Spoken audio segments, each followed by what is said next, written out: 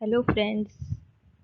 आज हम करते हैं अकाउंटेंसी की कुछ बेसिक टर्म्स जिनसे आगे हमें समझ में आएगा अकाउंटिंग का क्या प्रोसेस है, क्या नेचर है। यहाँ से हम स्टार्ट करेंगे। सबसे पहले what is book keeping. Book keeping is the process of systematic recording and classification of financial transactions of an organisations. जैसा कि हमें पता है अकाउंटिंग में जितने भी ट्रांजेक्शन्स होती हैं वो सारी की सारी फाइनेंशियल टाइप की होंगी, यानी कि उनका नेचर फाइनेंशियल टाइप का होगा और वो मेजरेबल होनी ज़रूरी है मॉनेटरी टर्म्स में। अब आप देखिए यहाँ पर book keeping is the process of systematic recording and classifications. यहाँ पर हमने दो ही वर्ड्स को ध्यान में रखा है। फर्स्ट है रिकॉर्डिंग, यानी कि जितनी भी फाइनेंशियल टाइप की ट्रांजेक्शन्स हुई हैं उनको हम रिकॉर्ड करेंगे। एंड दूसरा हमारा आता है क्लासिफिकेशंस, यानी जितनी भी हमारी फाइनेंशियल टाइप की ट्रांजेक्शन्स हुई हैं उनको हम क्लासिफाई करेंगे, यानी कि एक टाइप के जितने भी एक नेचर्स के जो भी हमारी ट्रांजेक्शन्स हुई हैं उनको हम एक अलग अलग क्लासिफिकेशंस करेंगे according to natures of transactions. Bookkeeping is said to the basis of accounting. आपको ध्यान रखना है कि बुक कीपिंग है अकाउंटेंसी की प्राइमरी स्टेज है और ये अकाउंटिंग को बेस प्रोवाइड करती है। पहले हम बुक कीपिंग की ट्रांजेक्शन्स यानी जो प्रोसेस होती है उसको पूरा करेंगे, उसके बाद हम आते हैं अकाउंटिंग के ऊपर। Next slide. यहाँ पर आप देखेंगे कि बुक कीपिंग के अंदर जो भी प्रोसेस है उसमें कौन कौन से स्टेप हम इंक्लूड करेंगे। सबसे पहले हमारा आता है आइडेंटिफाइंग ऑफ फाइनेंशियल ट्रांजेक्शन्स। सबसे पहला हमारा स्टेप यही है कि जितनी भी फाइनेंशियल नेचर की ट्रांजेक्शन्स एक ऑर्गेनाइजेशंस के अंदर होती हैं, यहाँ पर हमने क्या देखा कि जितनी भी हमारी फाइनेंशियल नेचर की ट्रांजेक्शन्स हुई हैं उनको हम सबसे पहले हम आइडेंटिफाई करेंगे। दूसरा हमारा आता है रिकॉर्डिंग ऑफ फाइनेंशियल ट्रांजेक्शन्स। अब जो भी फाइनेंशियल ट्रांजेक्शन्स हमने आइडेंटिफाई किए हैं उसको हम रिकॉर्ड करेंगे बॉक्स ऑफ अकाउंट्स में। तीसरा प्रिपेयर करेंगे लेजर अकाउंट। लेजर अकाउंट में क्या होता है कि जितनी भी फाइनेंशियल नेचर की ट्रांजेक्शन्स हुई होती हैं सबसे पहले जहां हम उनको रिकॉर्ड करते हैं ना वो होता है लेजर अकाउंट। उसके बाद जितनी भी ट्रांजेक्शन्स हो गई हैं उनके थ्रू हम प्रिपेयर करेंगे ट्रायल बैलेंस। ट्रायल बैलेंस जो होता है वो हमारा हेल्प करता है जितनी भी एरर अगर कोई हमारे, क्योंकि ट्रायल बैलेंस का जो भी बैलेंस होगा लास्टली वो इक्वल होगा बोथ साइड का। तो यहाँ से हमें पता चल जाएगा अगर कोई आइटम हमारी रह गई है रिकॉर्ड होने में तो उसको हम यहाँ से कैलकुलेट कर सकते हैं कि कौन सी आइटम हमारी रह गई है, क्या एरर हमारे ट्रायल बैलेंस में है। नेक्स्ट स्लाइड पे हम आते हैं what is accounting. Accounting is the systematic process. Systematic process क्यों बोला है, क्योंकि इसमें हम कुछ रूल और रेगुलेशंस को यूज करते हैं आइटम्स को रिकॉर्ड करने के लिए। इसमें क्या करते हैं जितने भी फाइनेंशियल टाइप की ट्रांजेक्शन्स हुई होती हैं उसको क्या करते हैं रिकॉर्ड करते हैं।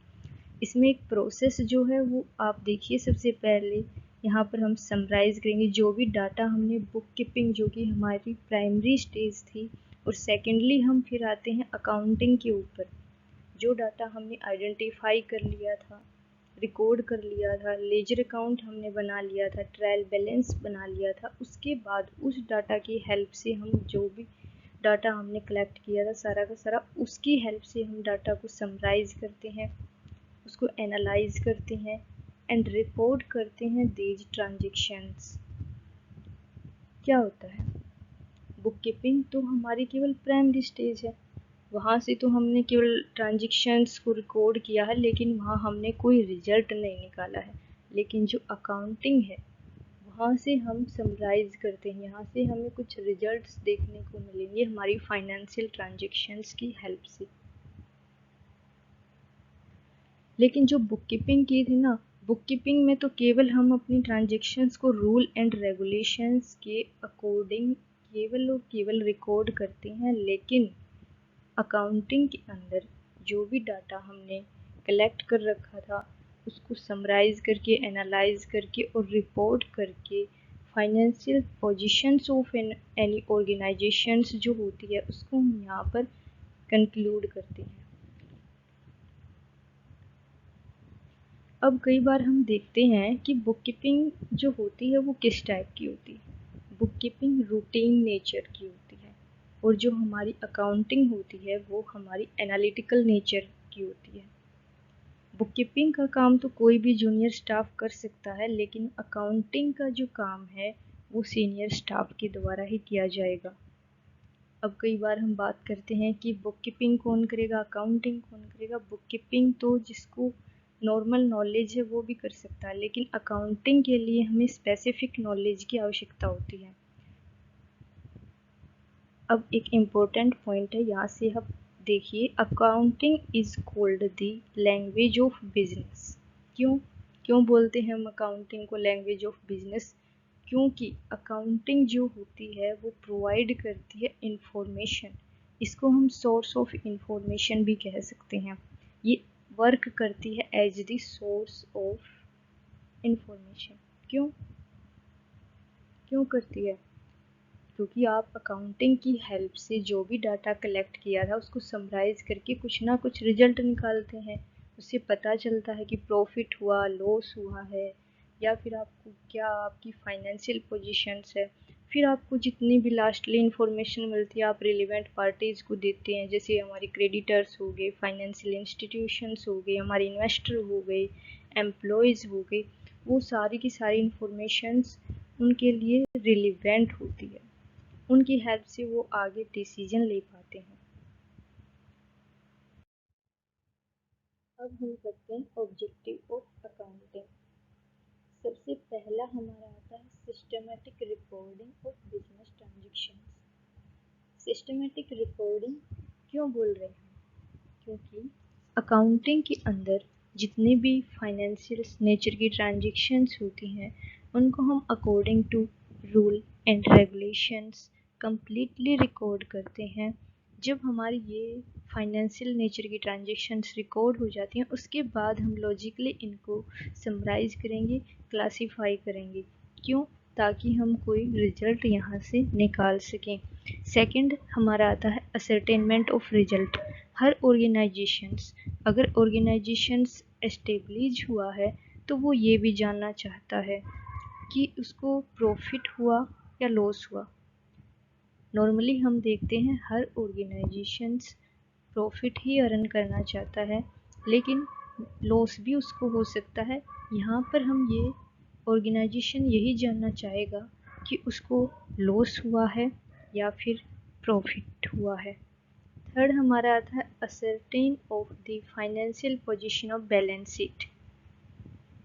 हर ऑर्गेनाइजेशंस में फाइनेंशियल पोजीशंस है वो बैलेंस शीट की हेल्प से हम निकालते हैं। अब आप ये देखोगे कि फाइनेंशियल पोजीशंस की ज़रूरत या नीड क्यों है। जितने भी उसकी रिलेवेंट पार्टीज हैं हर कोई ये जानना चाहता है कि किसी भी बिजनेस ऑर्गेनाइजेशन की फाइनेंशियल पोजीशंस कैसी है, इन फ्यूचर उसको क्या बेनिफिट हो सकते हैं। उसके बाद हमारे आता है to provide information to various parties. जितनी भी पार्टीज हैं, रिलेवेंट क्रेडिटर्स हो गए, फाइनेंशियल इंस्टीट्यूशंस हो गए, एम्प्लॉयज़ हो गए, इसके अलावा जो हमारे इन्वेस्टर हैं जानना चाहते हैं कि एक बिजनेस ऑर्गेनाइजेशंस में क्या रिजल्ट रहा, क्या उसको मिला है या उनको क्या बेनिफिट हो सकते हैं इन फ्यूचर, क्या उनको प्रेजेंटली मिला है। जैसे कि हमारे एम्प्लॉय हैं किसी भी ऑर्गेनाइजेशन में ये जानना चाहेंगे कि एक बिजनेस ऑर्गेनाइजेशन को कितने प्रॉफिट हुए हैं।